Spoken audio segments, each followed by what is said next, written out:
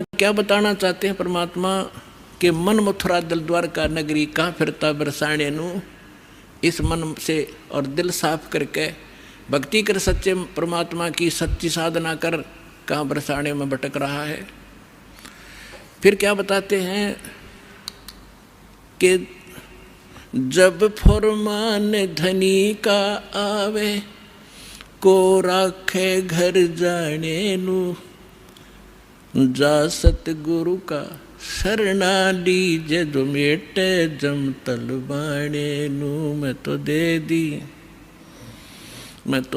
दी है बालम याने नू, मैं तो दे दी है बालम याने।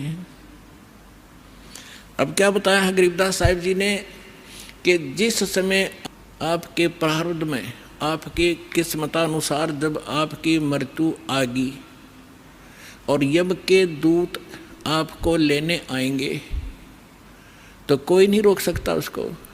मासा घटे न तिल बधे विद ना लिखे जो लेख। तो कैसे, अब यहाँ क्या बताना चाहते हैं कि यदि आपकी मृत्यु का समय आ गया और चाहे आप 30 वर्ष 40 वर्ष 50 वर्ष के हो, 10 वर्ष के हो, 2 वर्ष के हो, 4 वर्ष के हो, तो आपकी मृत्यु होगी ही होगी।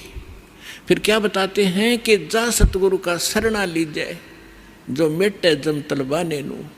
तलबाना माने जैसे सम्मन आते हैं कोर्ट से और उस उच्च कोर्ट से या राष्ट्रपति से उसका सटे मिल जाता है तो वो सम्मन वापस हो जाते हैं।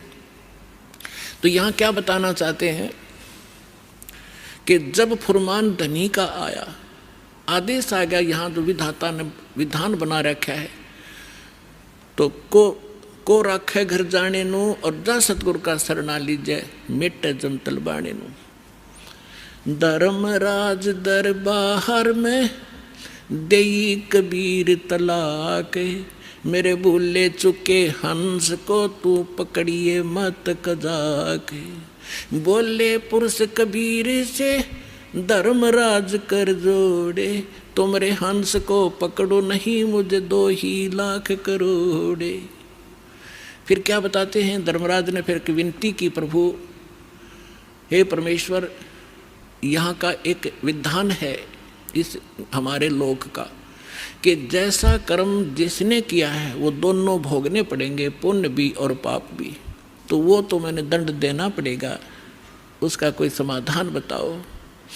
तो क्या बताते हैं कि कर्मों से तीरथ हैं वो अब जो जपे कबीरे, उनको तो पकड़ना पड़ेगा और जड़नी पड़े जंजीरे। वो तो मेरे बस की बात नहीं, मेरे विधान है परमात्मा। तब परमात्मा कबीर जी ने कहा कि कर्म भरम ब्रह्मंड के मैं पल में करहूँ ने से, जिन हमरी 2 ही दी सो करो हमारे पेसे। कहते हैं ये कर्म भ्रम तुमने यहाँ इनको मिसगाइड करके बुरे ये जुल्म करवा रहे हो तुम। ये कर्म भ्रम ब्रह्मांड के मैं पल में कर दूँ नेस, इन पर कलम मार दूंगा, इनको ख़त्म कर दूंगा।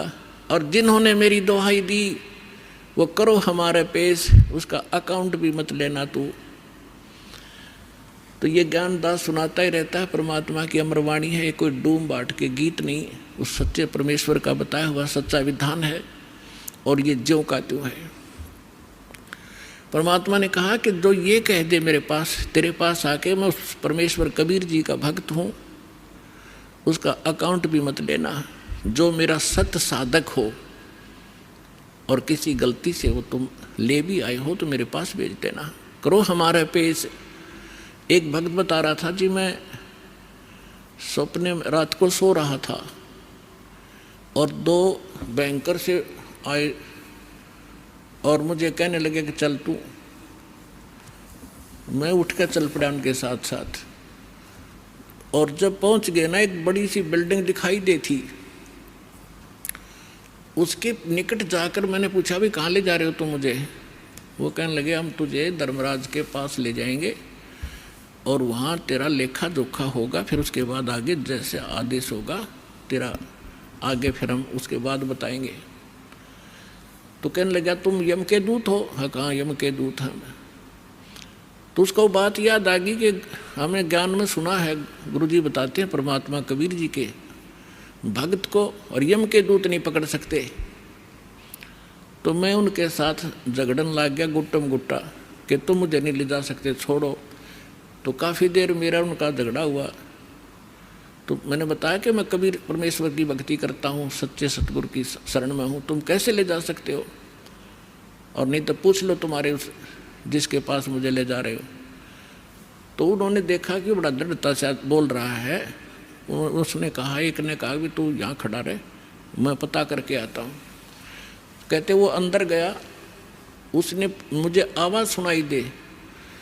उसने पूछा कि महाराज ऐसे ऐसे, वो कह रहा है कि मैं कबीर जी का शिष्य हूँ, भक्त हूँ, और तो मुझे नहीं ग्रहण कर सकते। धर्मराज से कहा। धर्मराज ने अकाउंट देखा, वो दोबारा खोल कर देखा कि निकम्मे की तले आई इसने, इसको वापस छोड़ दो फटाफट, मन भी मरवाओगे तुम। तो तभी वापस आया और कहने लगा, अरे छोड़, इसने बला ने ऊपर तो पटक दिया मैं, और न्यू आऊँ जैसे गोते खाता हुआ, झटके लगता हुआ, और एकदम बॉडी में प्रवेश किया। और जब मैं उठा, पसीना पसीना हो रहा, मेरी जाग खुल गई, नींद खुल गई, और काफ़ी देर तक मेरा शरीर सुन रहा, मैं हिल डुल नहीं सका, हिल डुल नहीं पाया। यदि मुझे ऐसी स्थिति मेरे शरीर की ना होती तो मैं सपना मानता इसको। तो उस दिन के बाद कह रहा कि और गणा दृढ़ विश्वास हो गया परमात्मा पे। तो यहाँ गरीबदास जी उसी परमात्मा की समर्थता बता रहे हैं कि जब फरमान धनी का आवे, को राखे घर जाने नू, कौन बचाओ वहाँ जाने से, और जा सतगुरु का शरणा लीजे, मेट जमतल बाणे नू, मैं तो दे दी बालम याणे नू, मैं तो दे दिए बालम याणे नू। उत्तर दक्षिण पूरब पश्चिम तो फिरता दाने दाने नू। इस समर्थ की शरण में आने से आपको इतनी बरकत देगा यू भगवान, थोड़े काम में घना सुख, घना फायदा होगा। और आप उल्ट साधना करते हो, गलत साधना कर करके, और अपना कर्म बिगाड़ दिए, भक्ति नाश कर दी। जिस साधना से आप कर रहे हो, इससे आपको कोई बेनिफिट होने वाला नहीं है। यहाँ क्या बताते हैं, उत्तर दक्षिण पूरब पश्चिम फिरदा दाने दाने नू, सर्व कला सतगुरु साहेब की, हरि आए हरि आने नू। तुम तो कहते हो कि भगवान हमने मिलता नहीं, और भगवान हरियाणे में आए और मुझे मिले, सतलोक लेकर गए, फिर वापस छोड़ा। और पुण्यात्माओं, आगे फिर गरीबदास जी क्या बताते हैं, मत दे दी है बाल में बैरे नू, मैं तो दे दी है बाल में बैरे नू, मैं तो दे दी बैरे नू, मैं तो दे दी है बाल में बैरे नू। संसारी दी गल्लां चिने, ना बूझे शब्द जो गहरे नू। संसारी दी गल्लां चिन्ह, नहीं बूझे शब्द जो गहरे नू। ये मुर्दों से ती प्रीत लगावे, न जाने सतगुरु मेरे नू। मुर्दों से ती प्रीत लगावे, न जाने सतगुरु मेरे नू। मैं तो दे दी है बालम बैरे नू, मत दे दी है बालम बैरे नू। श्वेत छतर सिर मुकुट बिराजे, देखत ना उस चेहरे नू। श्वेत छतर सिर मुकुट विराजे, देखत ना उस चेहरे नू। ऊंची थड़ियाँ खेती बोवे, ये भूल गए निज डेरे नू। ऊंची थड़ियाँ खेती बोवे, ये भूल गए निज डेरे नू। मैं तो दे दी बैरे नू, मैं तो दे दी है बालम बैरे नू। मैं तो दे दी बैरे नू, मैं तो दे दी है बालम बैरे। ये संसार समझदा नहीं, कहंदा श्याम दोपहरे नू, ये संसार समझदा नाही। कहंदा श्याम दोपहरे नू, गरीब दास ये वक्त जात है, रोवोगे इस पैरे नू। गरीब दास ये वक्त जात है, रोवोगे इस पैरे नू। मैं तो दे दी है बालम बैरे नू, मत दे दी है बालम बैरे नू। ऊंची थलियां खेती बोए, ये भूल गए हैं नज डेरे नू। ऊंची थलियां खेती बोए, ये भूल गए नज डेरे नू। गरीब दास ये वक्त जात है, रोवोगे इस पैरे नू। गरीब दास ये वक्त जात है, रोवोगे इस पैरे नू। मैं तो दे दी बैरे नू, मत दे दी है बालम बैरे। अब इसमें क्या बताना चाहा है परमात्मा के ज्ञान को गरीबदास साहिब जी ने, कि यदि आप किसी मित्र को, बहन भाई को, या कोई और निकट के संपर्क वाले को कुछ बताना चाहोगे इस ज्ञान के बारे में, वो कति सुनने को तैयार नहीं, क्योंकि मन है उसके अंदर प्रभावी है, हैवी है मन। और उसी व्यक्ति को कोई ये कह दे, कहाँ जाते हो भाई, कि मैं जाता हूँ अमरनाथ पे, और उसको ये कह दे कि केदारनाथ पर जाने से बहुत लाभ होता है, तो पूछेगा कब जाएगा, मुझे भी ले चलना। No objection. कोई सोमवार का व्रत रखता है तो उसको कोई ये कह दे कि शुक्रवार का व्रत बड़ा बेनिफिट देता है, अच्छा बता कैसे करना होता है, तुरंत मान जाएगा। तो यहाँ परमात्मा कहते हैं मैं तो दे दी बालम बैरे नू, और संसारी दी गल्ला चीने। आम आदमी कह दे वो मान ले, और ना बूझे सब जो गहरे नू, इस गहरे ज्ञान को नहीं पूछना चाहता, ना समझना चाहता। तो क्या बताते हैं, संसारी दी गल्ला चिन्ह नहीं बूझे शब्द जो गहरे नू। ये मुर्दों से ती प्रीत लगावे, न जाने सतगुरु मेरे। अब जैसे प्रत्येक गांव में किसी तालाब के ऊपर या किसी अन्य स्थान पर कोई संत साधक मर गया, मृत्यु को प्राप्त हुआ, उसकी यादगार बना ली, वह माथा टेकन लग गए सारे, पूरा गांव का गांव। अनोखा हमारे तो दादा लाई पूजा है यार। अरे कोई विवेक तो लो। देखो जैसे ठीक है वो संत अच्छे होंगे जो आज तक पूजे हैं, लेकिन उस समय जो उस जीवित समय में उसके जैसा भी वो संत था, जैसी भी भक्ति साधना थी उसके पास, तो उससे उस समय लाभ तो मिल सकता था जब वो वर्तमान में था। अब तो वैसे उसकी महिमा वैसे ठीक आदर करते रहो, लेकिन मोक्ष कति नहीं, लाभ नहीं मिलेगा। जैसे कोई डॉक्टर है, वैद्य है, और वो बहुत अच्छा वैद्य था और खूब अच्छी दवाई देता था, रोग नाश कर देता था, ठीक है। तो उस समय जो उसके संपर्क में आए तो उनका वो लाभ मिला। उसकी मृत्यु होगी, मृत्यु के बाद उसकी यादगार बना दी, और वहाँ फिर अब कोई जावे उस वैद्य से ये कहने कि वैद्य जी मेरा मलेरिया हो गया, दवाई बताइयो। वह वैद्य की मूर्ति वह दवा काम नहीं कर सकती जो ओरिजिनल जीवित कराया करता था। तो यह भूल मारा ईब तई लाग रही थी, अब मिटेगी। तो क्या कहते हैं, मुर्दों से ती प्रीत लगावे, ना बूझे शब्द जो गहरे नू। मुर्दों से ती प्रीत लगावे, ना जाने सतगुरु मेरे नू। मैं तो दे दी है बालम बैरे नू, मैं तो दे दी है बालम बैरे नू। फिर क्या बताते हैं, श्वेत छतर सिर मुकुट विराजे। निराकार निराकार का ढोल पीट रखा था। कहते उस सफेद अरस कुर्स पर सफेद गुमट है, जहाँ सतगुरु, जहाँ परमात्मा का डेरा, वहाँ एक बहुत बड़ा सुंदर महल है परमात्मा का, उस बहुत सुंदर गुमज टाइप है। उसके अंदर परमात्मा विराजमान है, सिंहासन के ऊपर सिर पे मुकुट है, और ऊपर श्वेत छत्र परमात्मा के तना हुआ है। श्वेत छत्र सिर मुकुट विराजे, देखत ना उस चेहरे नू। श्वेत छत्र सिर मुकुट विराजे, देखत ना उस चेहरे नू।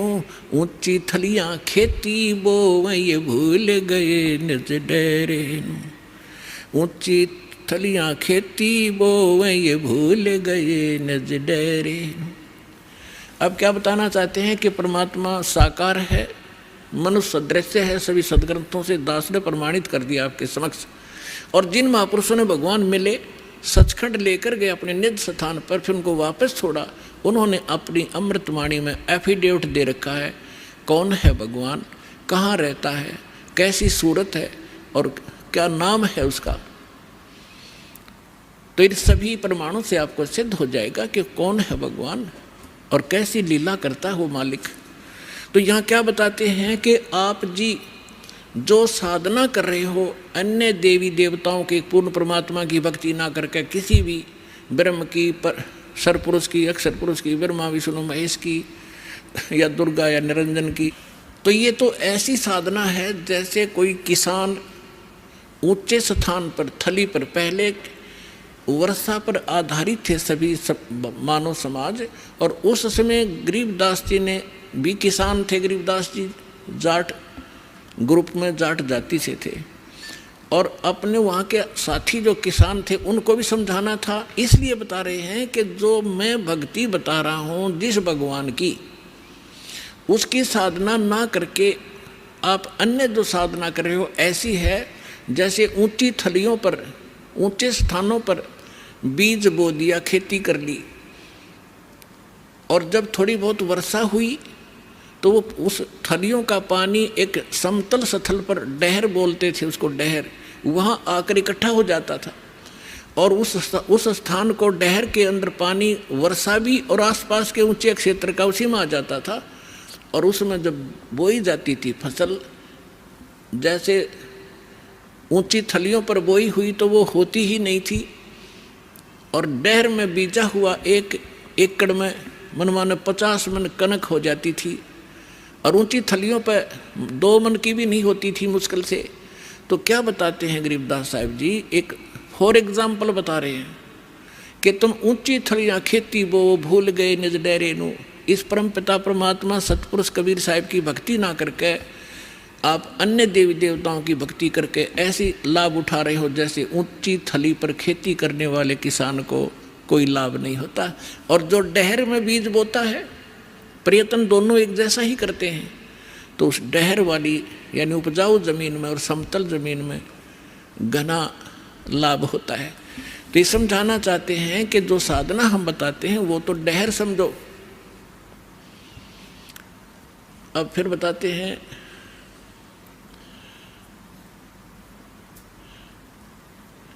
गोता मारूं स्वर्ग में, जा बैठूं पाताले, गरीबदास ढूंढता फेरूं अपने हीरे मोती लाल।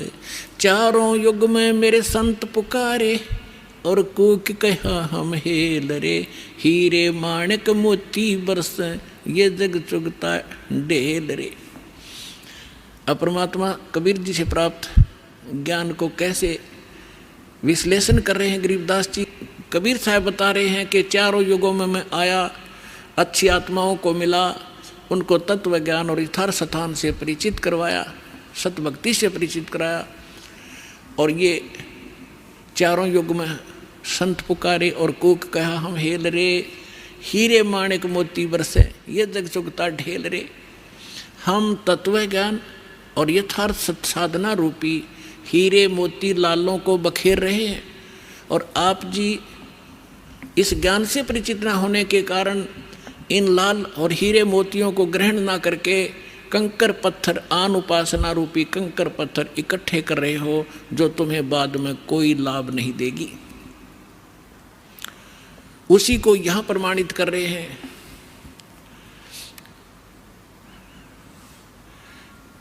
श्वेत छतर सिर मुकुट विराजे, देखत ना उस चेहरे नु।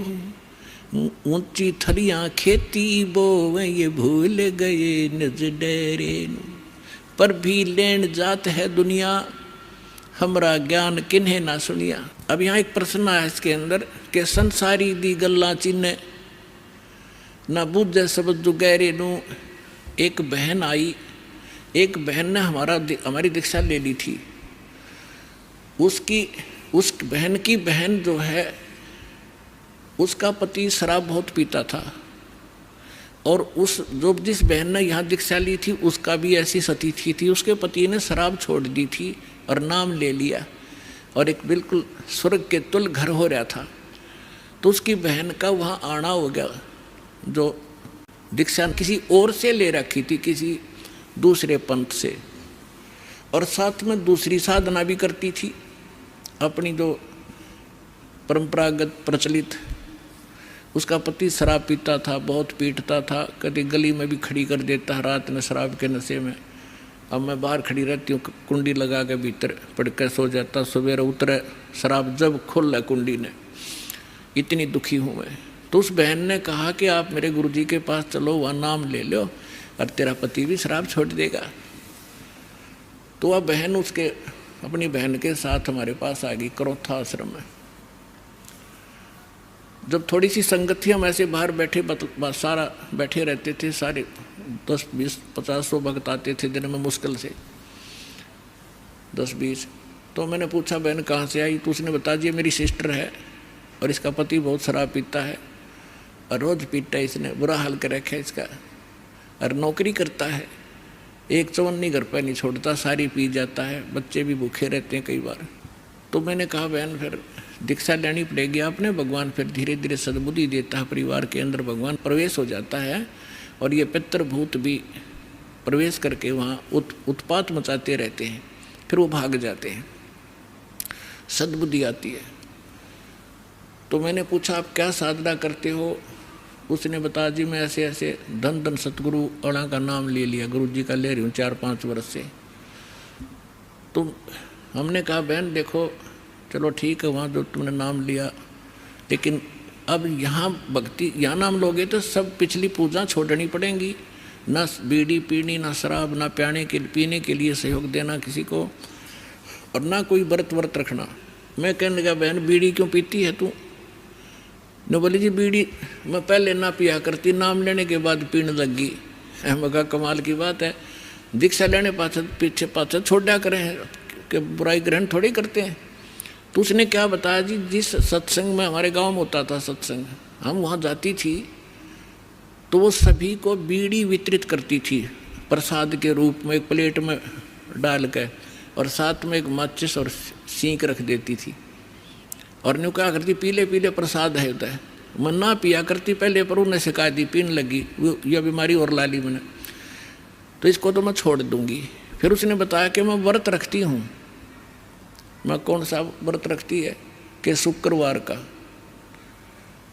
मैं बोला बेबी बहन ये सभी जो व्रत त्यागने पड़ेंगे जो भक्ति करना चाहती है। ने बोले जी व्रत ना छोड़ूँ मैं। उसकी बहन कहने लगी जब तक तू कह रही थी मैं सारी बात मान लूँगी, अब तो व्रत पड़ेगी। मैंने उसे पूछा बहन इस शुक्रवार का व्रत क्यों रखती है तू, किस लिए? तो वो कहने लगी कि मैंने कथा, क्या क्रिया होती है इसमें, क्या लाभ है इससे? वह कथा सुनाती है कि एक का पति विदेश चला गया था कोई काम धंधे के लिए, ऐसी कथा है। संतोषी माता के व्रत, शुक्रवार के व्रत से क्या लाभ है वो बताने लगी। और फिर उसकी काफ़ी वर्ष हो गए थे, उसके पति ने दूर चला गया, उसका भूल पड़ गई, घर नहीं आया।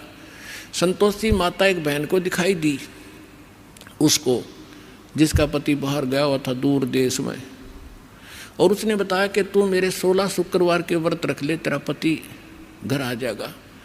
तो उसने 16 शुक्रवार के व्रत रखे, और 16वां शुक्रवार का जो व्रत था उसका पति घर आ गया, इसलिए उसकी पूजा करती हूँ। और मैं 13 रोज आवर रोज गड़े तो गड्ढे की शुक्रवार के व्रत ने अकल की चोर। चलो उसका तो पति दूर चला गया था, उसकी तो बुला लिया उसकी संतोषी माता ने, तेरा तो डेली आवर डेली गड़ा तने, और फिर भी शुक्रवार का व्रत है कल तुम्हारे अंदर। तो यहाँ परमात्मा कहते हैं कि संसारी दी गल्ला चिन्ह ना बूझे सब जो गहरे नू, सच्चाई से परिचित ना होना चाहते हैं और ऊंची थलियां खेती वो ये भूल गए निज डेरे नू। फिर क्या बताते हैं कि ये संसार समझदा ना ही कहंदा श्याम दोपहरे नू।